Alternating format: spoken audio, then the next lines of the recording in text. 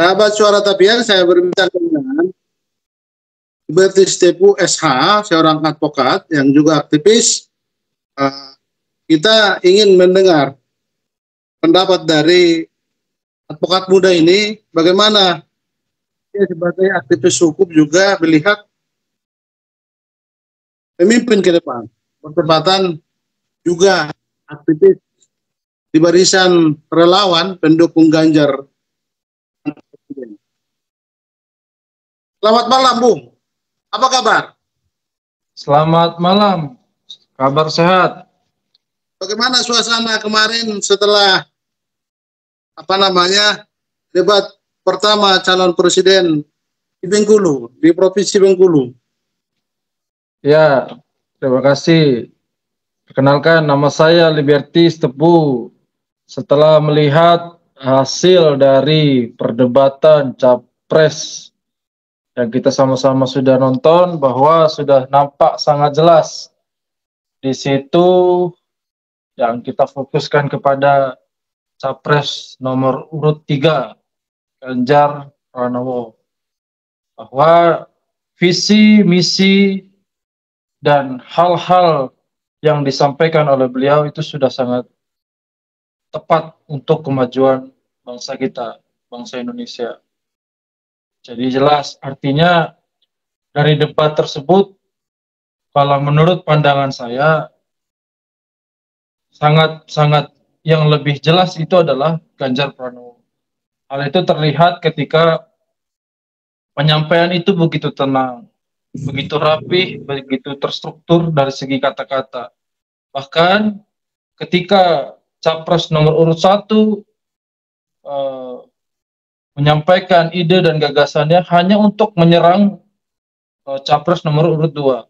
Sedangkan Capres nomor urut 3 itu fokus terhadap setiap visi, misi, dan gagasan-gagasan untuk kemajuan bangsa Indonesia. Seperti itu. Jadi sangat-sangat jelas menurut saya Ganjar Pranowo lah yang terbaik kemarin pada saat debat Capres. Baik, terima kasih. Lalu di Bengkulu sendiri kan kita tahu bahwa presiden pertama kita Bung Soekarno pernah dibuang ke Bengkulu dan di sana kita dengan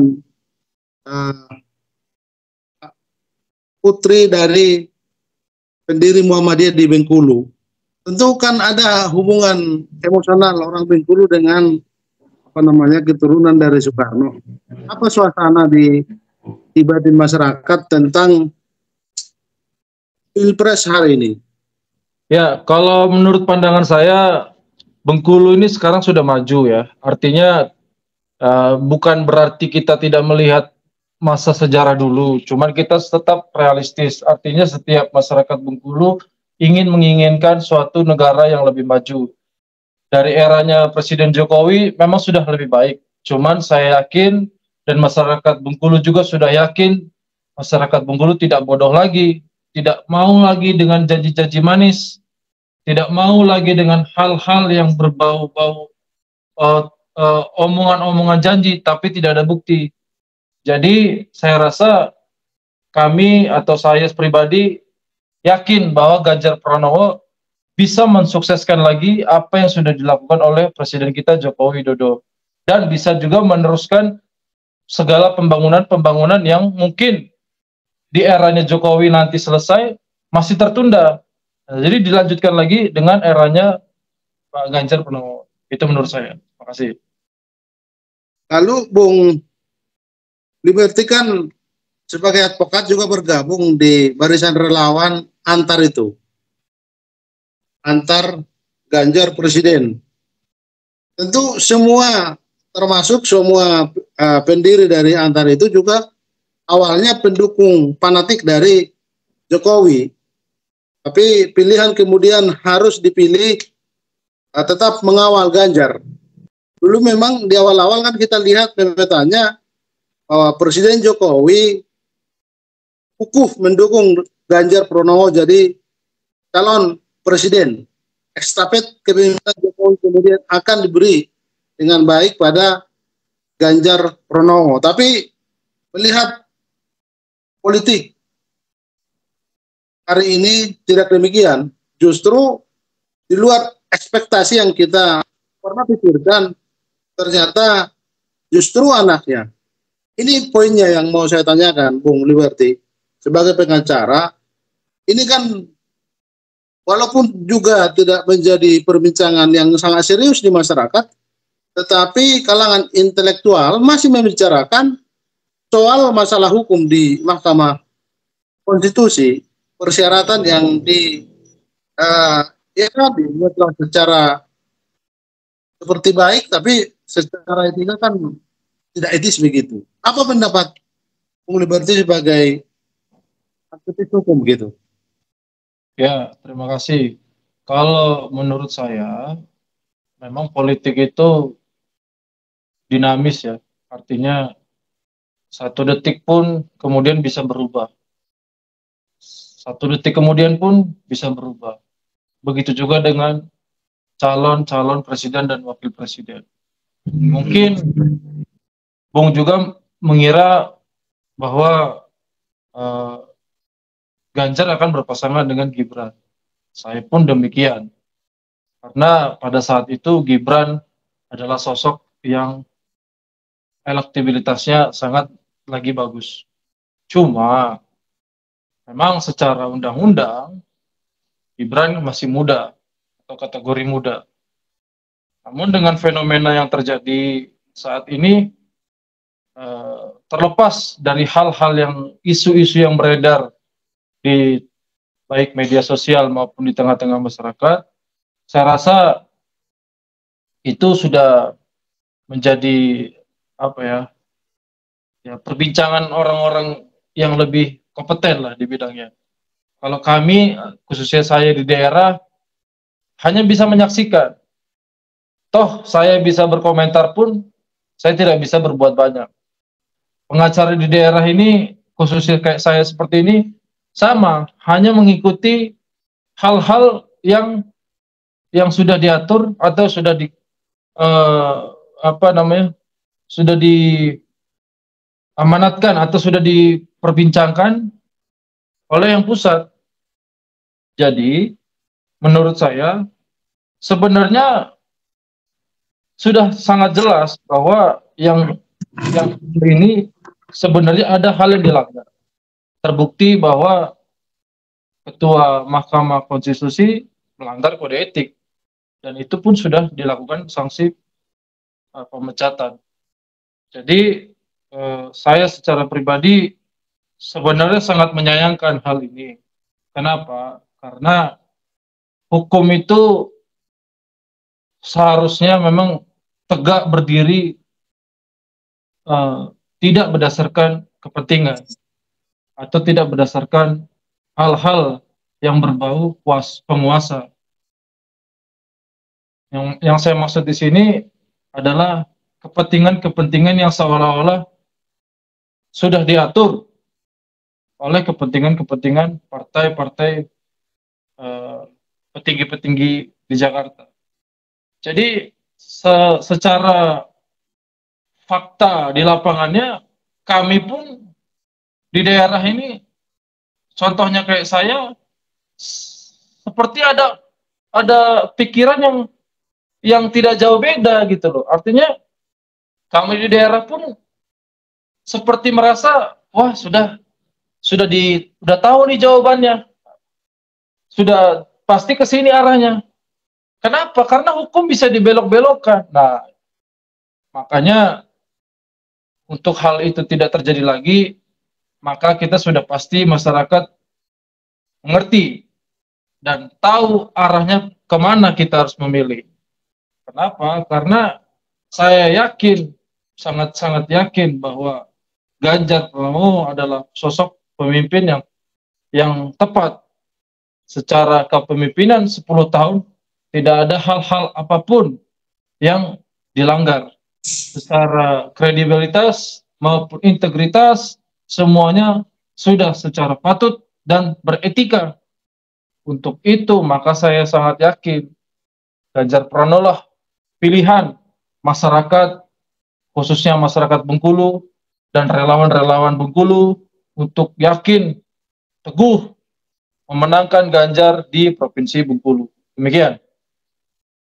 Tapi Bung Liberty, kalau kita melihat sekarang, umumnya masyarakat awam, ya kita juga dalam tanda petik miris juga, tidak terlalu banyak mempermasalahkan ini. Ini dianggap dengan kita mengambil kata-kata dari bahasa Jawa, ini cawe-cawe yang nggak biasa. Padahal kata siapa tidak mempermasalahkan. Kami justru di daerah ini setiap kali kami berkomunikasi, berinteraksi dengan masyarakat, tidak lain tidak bukan membahas seperti itu. Cuma balik lagi yang saya katakan, bahwa kami di daerah ini tidak bisa berbuat banyak. Hanya ya ngobrol-ngobrol saja, ngobrol kosong. Apa yang kita bisa lakukan? Apa hal-hal apa yang kita bisa melakukan keberatan? Toh mereka juga memang penguasa. Katakanlah bapaknya masih menjabat sebagai presiden. Sedemikian rupa dia bisa mengatur hal-hal yang ingin menjadi penerusnya, setidaknya seperti itu. Ya saya pribadi kepada rekan-rekan pengacara di Bengkulu sama membicarakan yang sama. Kita bicara tentang hal-hal pelanggaran pun kita bahas. Cuman ya itu, kami hanya membahas secara hukum seperti ini. Cuman faktanya kita tidak bisa berbuat banyak. Seperti itu. Bung Liberty, bisa nggak petakan bagi kami di Suara Tapian TV, kira-kira Bengkulu ini mayoritas partai apa yang menguasai, basis partai apa?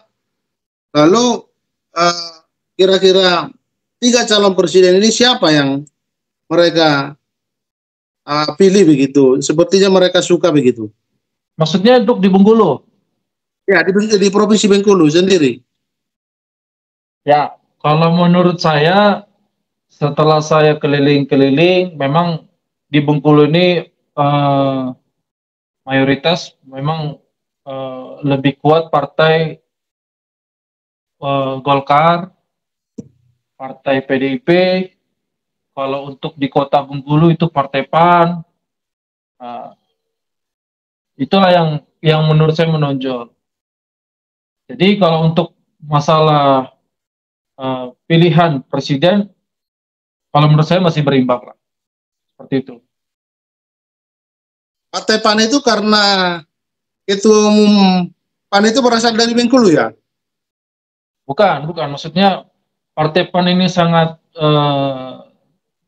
sangat bagus lah kredibilitasnya juga, karena memang wali kota itu kemarin, wali kota sebelumnya itu dari partai PAN. Oh. Tapi sampai sejauh ini tidak ada yang gaduh ya, artinya para pendukung sudah ada yang mulai terlalu emosional karena fanatismenya. Oh, tidak. Kami di Bengkulu sepertinya sudah yakin juga, sudah dewasa juga kan, artinya sudah belajar dari pilpres sebelumnya, bahwa kami tidak mau lagi masyarakat kota Bengkulu diadu domba dengan hal-hal isu sara, agama, ras. Kami sudah sangat tahu semua itu, bahwa itu hanya ya bagian dari masa lalu. Jadi kami sudah masyarakat Bengkulu sudah tahu mana menyikapi hal-hal yang baik untuk menyambut Pilpres nanti 14 Februari. Terima kasih. Kalau masyarakat Bengkulu ini bisa nggak dipetakan? Mayoritas itu masih penduduk asli, apa juga sudah banyak pendatang, atau misalnya bukan asli dari Bengkulu? Kalau pertanyaan itu saya rasa bukan kapasitas saya ya, Bung ya, karena kalau saya kan circle-nya juga nggak terlalu meluas lah, nggak terlalu meluas sampai ke ujung-ujung Kabupaten Bengkulu, seperti itu. Oke, baik.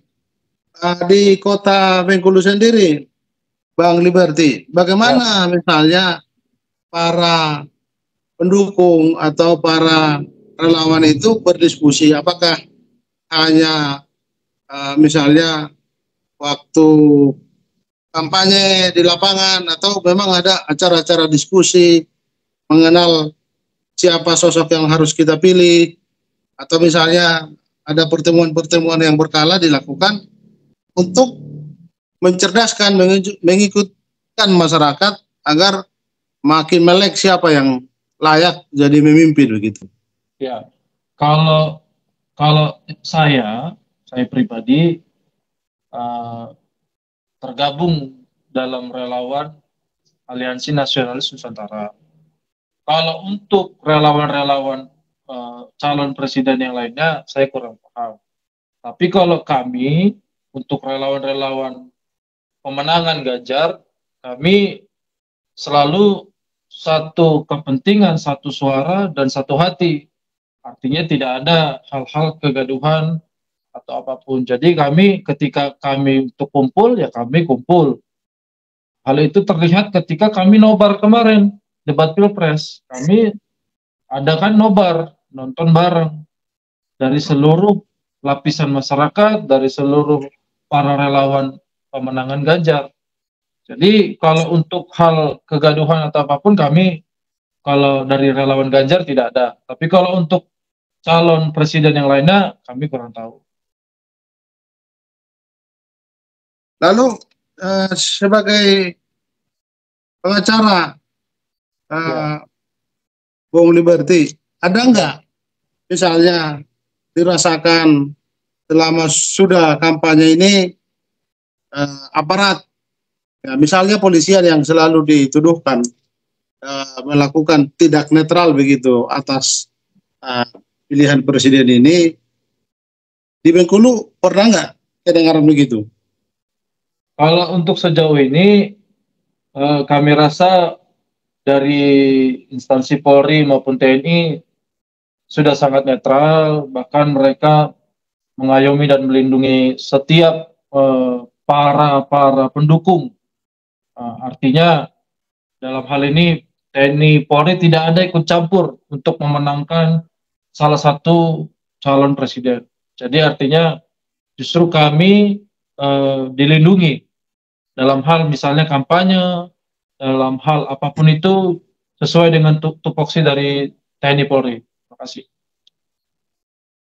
Oke, kemudian sebagai tim relawan juga, kira-kira apa yang Bung mau sampaikan, terutama teman-teman di Bengkulu jika mendengar bincang-bincang ini nanti di YouTube Suara Tapian TV, agar kita melek, agar kita juga tidak membawa dalam perasaan suasana politik ini.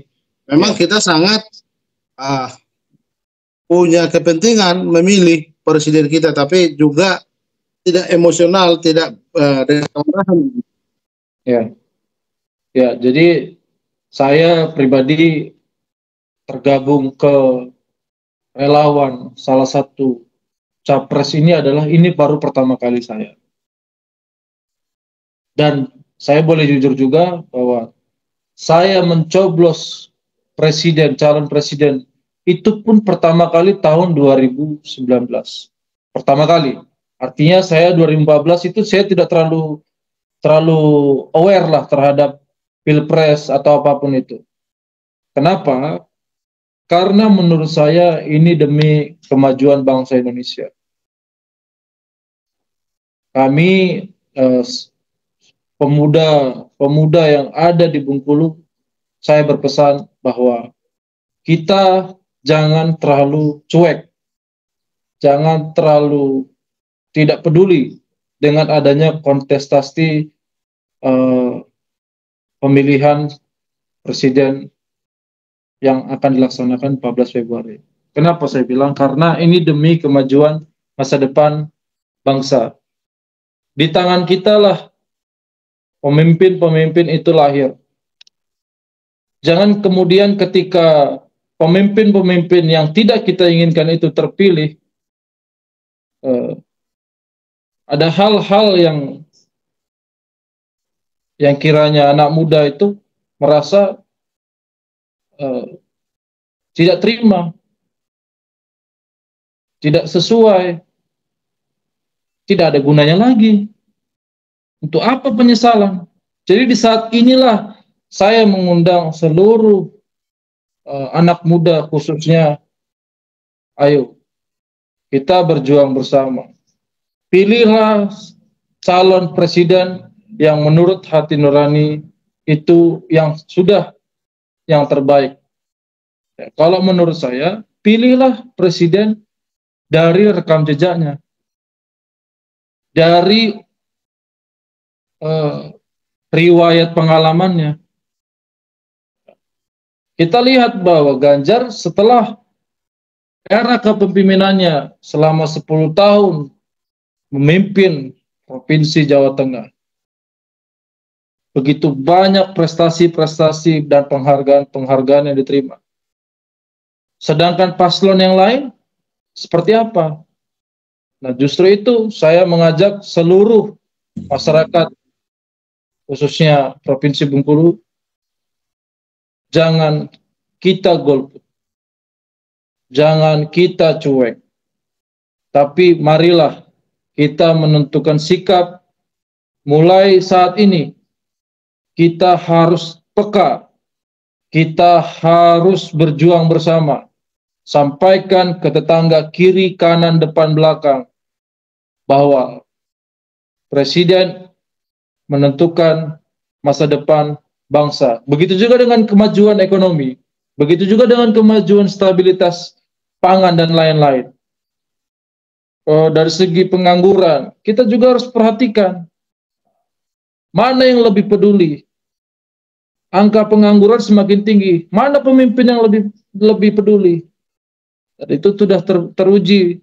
Kalau menurut saya, Provinsi Jawa Tengah begitu baik dalam hal menanggulangi segala hal para pengangguran di sana. Begitu juga dengan berita yang saya terbaru, yang saya dengar atau saya baca terkait pungli di Jawa Tengah itu diberantas habis. Ada hal-hal dikit-dikit bayar, mau ngurus ini bayar, dikit-dikit mau apa-apa dipersulit.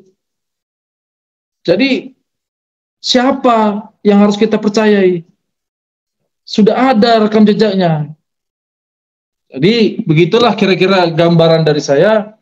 Semoga kita bersama-sama berharap siapapun nanti presiden terpilih adalah presiden yang bisa, yang pertama takut akan Tuhan, yang kedua menjalankan amanat dan segala janji-janjinya, turun ke jalan, melihat rakyat kecil, melihat segala hal-hal, kondisi-kondisi yang terjadi di lapangan, pemenuhan segala kebutuhan-kebutuhan yang terjadi. Dan itu yang saya rindukan untuk kemajuan bangsa Indonesia. Terima kasih.